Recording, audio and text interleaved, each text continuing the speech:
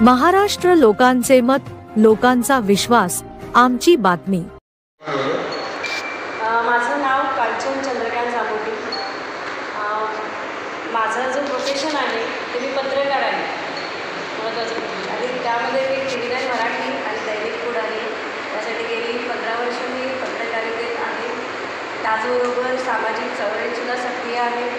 त्याचबरोबर एक छोटा उद्योगसुद्धा माझा स्वतःचा आहे।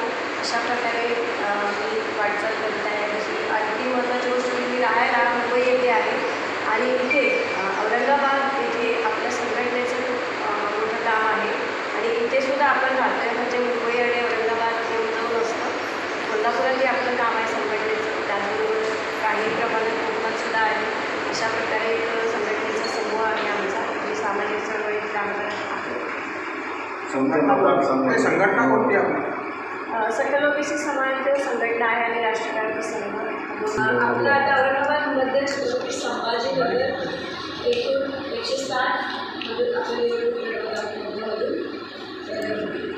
विजन काय आहे निवडणूक लढवण्याचं प्रथम उद्दिष्ट म्हणजे महिलांचं जे आपण म्हणतोय 35% महिला आरक्षण आहे, तर मुळात आपल्याला 35% आरक्षण दिसते का? मला तरी दिसत नाही, म्हणून मी हा म्हणजे सुरुवात केलेली आहे माझ्यापासून। आणि जे पक्ष बोलत आहेत ते कुठल्याही पक्षाचं नाव ते घेणार नाही, जे पक्ष बोलत आहेत की आम्ही महिलांना आरक्षण देतो, त्यांनी स्वतः बघावं या आजच्या विधानसभेच्या निवडणुकीमध्ये की किती टक्के महिलांना त्यांनी उमेदवारी दिलेली आहे पक्षाकडून। आणि परिवार वगळता सगळ्यात महत्त्वाचा माझा मुद्दा हा आहे की परिवार वगळता किती महिलांना उमेदवारी दिली आहे तुमच्या कार्यकर्ता महिलांना, म्हणूनच मी हा उमेदवारी अर्ज या ठिकाणी दिलेला आहे। महिला उमेदवार म्हणून कोणी प्रोत्साहित केलं तुम्हाला? काही पक्षाकडून उमेदवारी मागितली होती का आपण? नाही, कोणत्याही पक्षाकडून उमेदवारी मागितलेली नाही आहे। प्रोत्साहित करण्यापेक्षा मी स्वयं प्रोत्साहित आहे। स्वतः पत्रकार असणारी भरपूर जाण आहे, आपल्या सामाजिक बांधिलकी असते आपली, आणि आपण पत्रकार म्हणून काम करत असताना बऱ्याच गोष्टी आपल्या समोर असतात। महिला सुरक्षेचा विषय सगळ्यात महत्त्वाचा आहे, आणि ज्या बाबत तुम्ही इथे या मतदारसंघातून आहे किंवा औरंगाबादचं शहर म्हणायला गेलं तर इथे पाणी प्रश्न फार गंभीर आहे। आज आम्ही जेव्हा घरी पोहोचत आहोत तेव्हा मुलांचा एकच प्रश्न आहे की आम्हाला इथे पाणी मिळते 8 दिवसाला, 9 दिवसाला, 10 दिवसाला एकदा पाणी येते। तर हा पाणी प्रश्न इथे गंभीर आहे। योजना अनेक आणलेल्या सरकारने समाजासारखी, पण त्याची अंमलबजावणी अजून ती झालेली नाही। आपण ऐतिहासिक शहर आहे आणि स्मार्ट सिटी म्हणून घोषित करण्यात आलेलं आहे, तर स्मार्ट सिटीचं असं मुद्दा असतं का, हा मला आपल्याला मोठा प्रश्न विचारायचा आहे। लढा कोणाबरोबर मग आपली? लढा तर सर आपल्याला माहिती सर्व दिग्गज आहेत, ते त्यांना माझ्या शुभेच्छा असतील। ते माझे बंधूच आहेत, त्यांची मी एक बहीण आहे या ठिकाणी उमेदवारी। लाडकी बहीण योजनेबद्दल काय वाटतं आपल्याला? लाडकी बहीण योजना ठीक आहे सर, पण प्रत्यक्षात मला असं वाटतंय की मी एक महिला आहे की पैशापेक्षा महिला सक्षमीकरण आणि महिलांच्या हाताला काम, रोजगार आणि त्यांना विविध म्हणजे आपण प्रशिक्षण देणं गरजेचं आहे, जेणेकरून एक महिला म्हणजे एका कुटुंबाच्या पाठीचा कणा असतो, आणि जर महिला सक्षम झाली, सुरक्षित झाली आणि तिच्या हाताला काम मिळालं तर ते कुटुंब पूर्ण व्यवस्थित होतं आणि आपल्या राज्याच्या याच्यामध्ये एक चांगलं भविष्य। निवडून आल्यावर तुम्हाला आघाडीमध्ये जायचं इच्छा होईल का महायुतीमध्ये?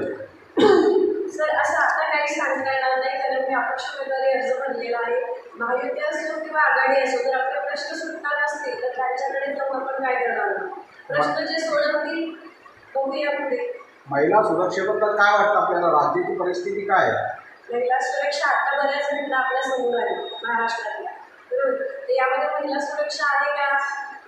आपण सर्वजण याचं उत्तर नाही दिसणार आहे की ज्या प्रमाणात महिला सुरक्षित असायला हव्या, तर तसं महिला सुरक्षा तर अजिबात दिसत नाही। महिला सुरक्षेवरती आपलं काम असणार आहे, आणि या विभागात म्हणते की ज्या मतदारसंघात मी उभी आहे तिथे मी तुम्हाला पुन्हा पुन्हा एकच सांगेल की पाणी प्रश्न गंभीर आहे, तो करायचा आहे, कचऱ्याचा प्रश्न देखील गंभीर आहे, महिला सुरक्षेचा प्रश्न देखील गंभीर आहे। त्याचबरोबर वाढती अशी शहरात झालेली आहे।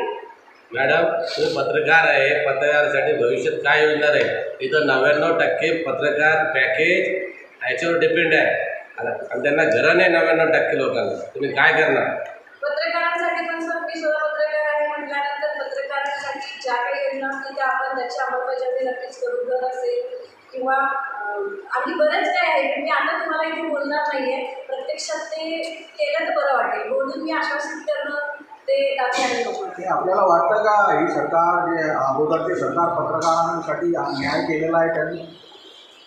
अगोदरच्या सरकारने आणि सध्याच्या सरकारने न्याय केलेला आहे का पत्रकारांसोबत?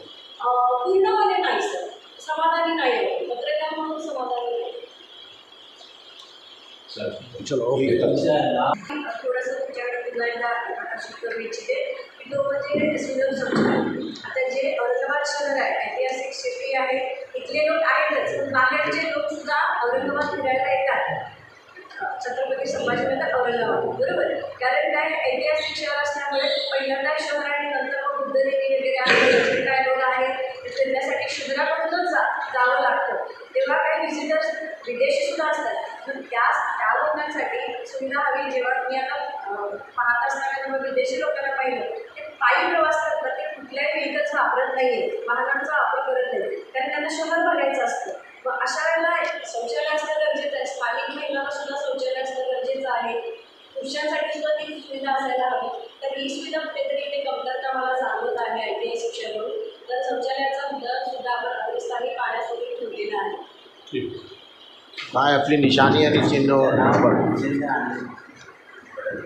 येत्या 20 तारखेला औरंगाबाद असेल किंवा आपल्या महाराष्ट्रात जे मतदार होणार आहे त्या सर्व मतदार बंधूंना माझी नम्र विनंती असणार आहे की सर्वांनी येऊन मतदान जरूर करावं. तो आपला मताचा अधिकार आहे, तो बजावावा संविधानात दिलेला, आणि योग्य उमेदवार निवडावा ही अशी विनंती करते.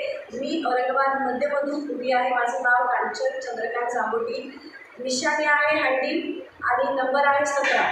तर सर्वांना मी विनंती करते की आपण भरघोस मताधिकार आपला वापरून मला मतदान करून निवडून द्यावं आणि भविष्य आपलं पुन्हा सर्वांनी मिळून एकत्र उज्ज्वल करूया.